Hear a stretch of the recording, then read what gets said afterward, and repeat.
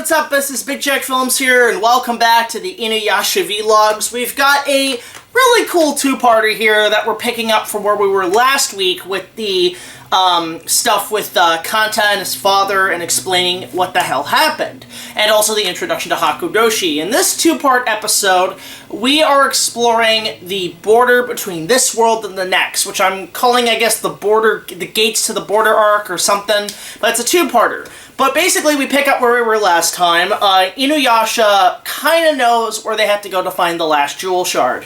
So we open with actually a flashback, or not really a flashback, but a dream that InuYasha goes to the border and comes across the skeleton of his old man, who, is still at the grave, and Tetsaiga's pulsing, and he looks at Tetsaiga saying, "Well, you've missed him too. I see that, Tetsaiga." So it's really cool. It ends where he actually uses the wind scar. He's saying, "Hey, Dad, I've used the wind scar to the full potential." Uses the wind scar on the skeleton.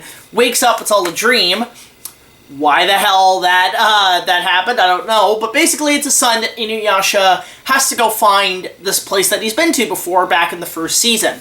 So in doing so, he goes to Totosai and basically asks them, "Hey, how do I get back to the border, because I have to get my pearl to open in order to get there?"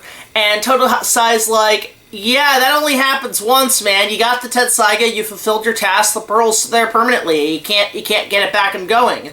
And the thing is that Myoga's there too, which is cool. We haven't seen him in a while. And InuYasha explains to him, like, "Hey, the last jewel shard is there. I gotta find a way in." But Myoga's like, "But you would have known when you went, because Kagome, would have sensed the shard if you guys were there. And what's to say it's different?" And that's the thing. That is the biggest plot hole in this whole thing, is that they kind of don't explain really how they didn't see the jewel shard when they were there prior, and that why didn't Kagome sense it. The only explanation they kind of send off is that maybe because she wasn't really trained fully yet to fully sense the presence of a jewel shard, that maybe that's why she never detected it when they went. But it is cool that we saw, again, more flashbacks to those early episodes. So basically they have to figure out a way to get in. So InuYasha has to go to another demon who basically creates the pearls that were used to put in InuYasha's eye. And Hosenki is the name of the demon.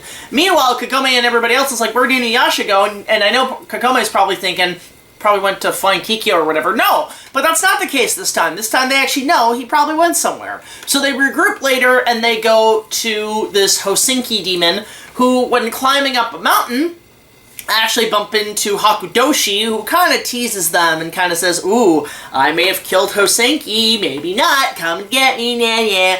And obviously InuYasha and them are a little distraught about it. They camp out for the night. And then Kagura shows up and says, "Hey, I think I know where to go to find the border. You have to go to this gate with these two statues." And InuYasha's like, "Why are you telling us this?" And it's because, obviously Kagura is just, she was sent on an errand by Hakudoshi to give them the message.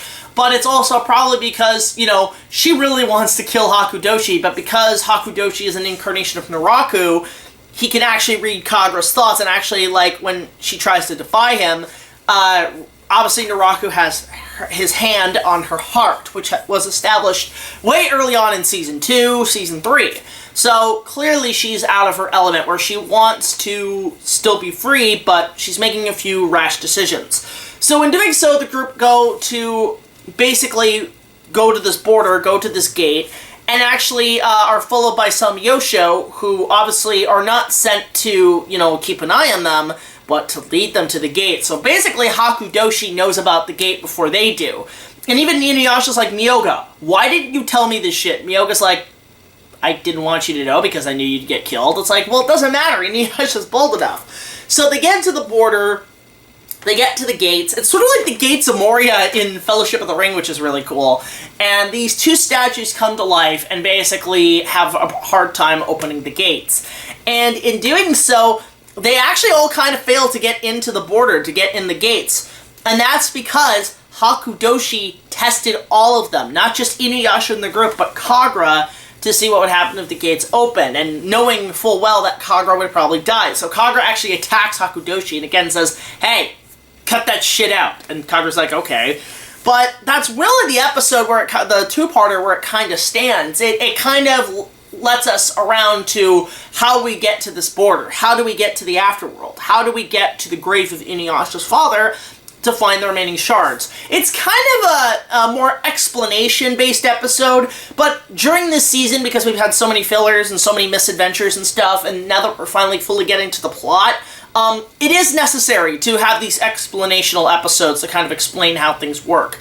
There is cool new demons and designs and a bunch of other stuff in here, but it's overall a fun little two-parter. I wouldn't say it's the best of the season. It's about a mere 5 out of 10. It does beat other episodes, but it's pretty generic. So that's overall my thoughts on this two-parter. Let me know your thoughts in the comment section below, but don't forget to support our Patreon. Just $1 or more will get you early access to all of our content as well as other special features. However, tune in next week.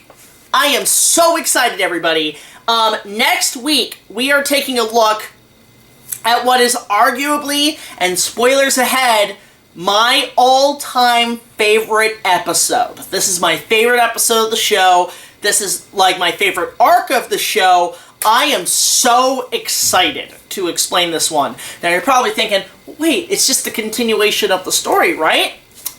Wrong-o. I cannot say what happens, but let's just say we're going to actually kind of skip an episode that happens prior because it is part of the following up arc. But this two-part is extremely important to the series. It lays all the groundwork that has happened thus far. But I'm going to just tell you right now, this is my favorite episode of the show. So tune in next week. So until the next video, like, comment, subscribe. I'll see you guys later. This is BigJackFilms signing off saying, if you build a border to where you're going, make sure it's got stone statues that could come alive. Like, this is not really shit. This is just the gatekeepers from the Neverending Story that have, like, the eyes that open. That's really what this is. It's the Southern Oracle. It's the Southern Oracle. Why did I think of... Okay, I'm done rambling on. I'll see you guys next week with my favorite episode. Until then, take it easy.